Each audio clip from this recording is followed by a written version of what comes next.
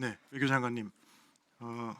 어제 그 트럼프 대통령의 관세 제부가 그거에 대해서 아까 이제 장관님께서 미국 정부의 성격을 잘 나타낸다고 본다 그러시고, 그다음에 우리 그 존경하는 동료 의원님도 트럼프가 트럼프한 거다 이렇게 말씀하셨는데, 저는 이렇게 사실 트럼프 시대의 가장 특징이 예측 가능성이 전혀 없다는 거지 않습니까?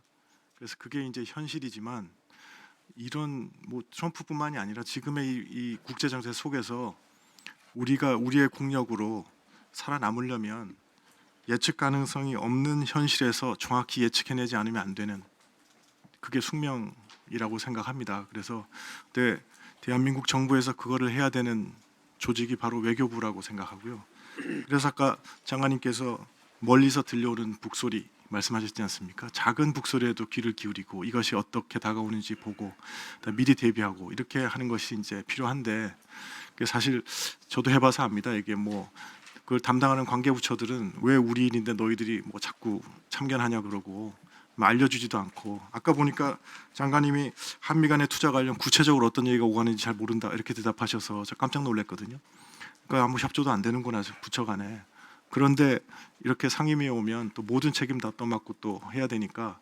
근데 그 가장 중요한 거는 우리의 국익을 지켜내는 건 그 방법밖에 없기 때문에 조금 억울하더라도 그 훨씬 더 좀 잘 파악하고 생각하고 이런 노력이 더 있어야 된다고 저는 생각합니다. 그래서 조금 더 우리 그 외교부, 그다음에 우리 대사관, 총영사관들이 분발했으면 좋겠고요.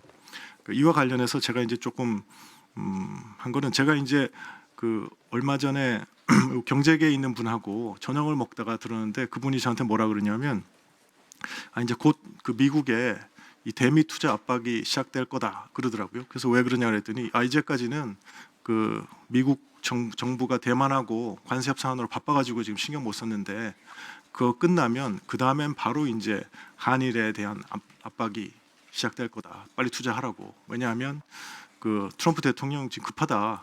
내년 올해 이제 중간 선거 전에 구체적으로 자국 국민들한테 이 투자가 되는 걸 모습을 보여줘야 되니까 급하다, 이렇게 해서 다 그렇게 예상을 하고 있더라고요.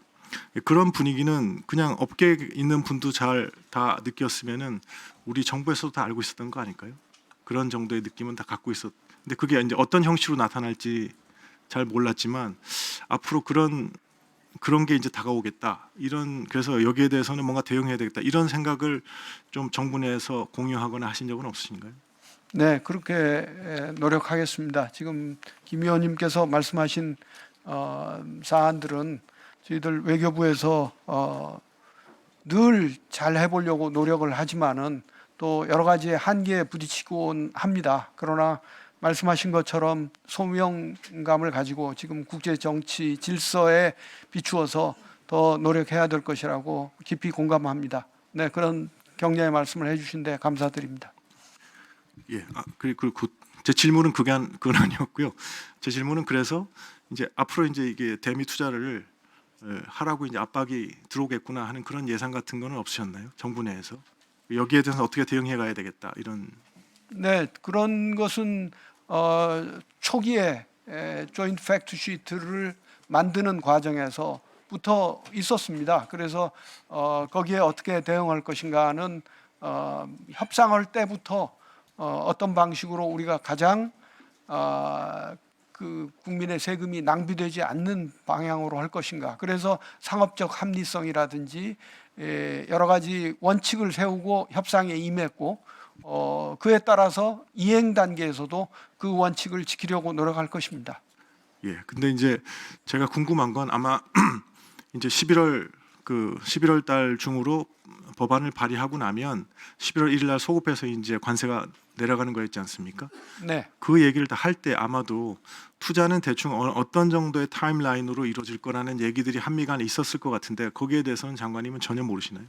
네, 그 타임라인에 대해서는 조인트 팩트 시트에 사실 공개적으로 나온 건 없고, 따라서 그 후에 그 협의하는 과정에 있어서 혹시 나왔을 이야기에 대해서는 제가 알지 못합니다. 네. 그런데 거기에 대해서는 논의하는 게 당연한 일 아닐까요? 거기에 대해서 합의를 했으니까 대미 투자를 그다음에 더군다나 지금 3년 내에 그 트럼프 대통령 임기 내에 이 2천억 불에 달하는 투자는 다 결정되게 돼 있지 않습니까? 네, 가급적 빨리 해서 미국과의 관계에 있어서 문제가 발생하지 않도록 해야 된다는 것이 한미 동맹 관계를 종합적으로 보고 있는 외교부의 입장입니다.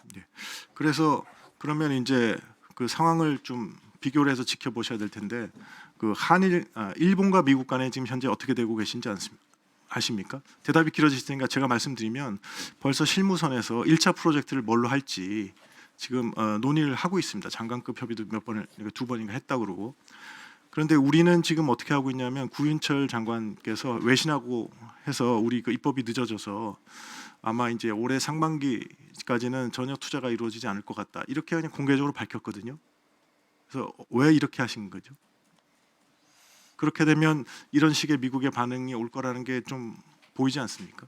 그렇게 한 특별한 이유가 있습니까? 네, 오늘 마침 그 USTR 그리어 대표가 발표한 거 보니까 한미는 무역 합의를 했지만 한국은 약속을 이행하지 않았다. 그것은 관련 법안을 통과시키지 않은 것이다. 이렇게 얘기를 했습니다. 그래서 여기에 대해서 이들이 그러니까 통상교섭본부와도 협조를 해서 우리 입장을 충분히 미치게 설명할 예정으로 있습니다. 예, 그래서 좀 약간 소잃고 외양간 고치기 같은 거 느낌이 듭니다. 왜냐하면 우리나라가 어떻게 준비를 하고 있고 대비하고 있는지 충분히 설명을 했으면 이번 이런 해프닝 같은 게 없었을 텐데 이게 해프닝은 끝나야 되겠지만 그래서 그런 게 좀 부족했다는 생각이 들고요. 지금 시간이 없어서 그 다음 이슈는 다음 질문 하도록 하겠습니다. 예, 수고하셨습니다. 다음은 김병배 간사님 질의해 주십시오.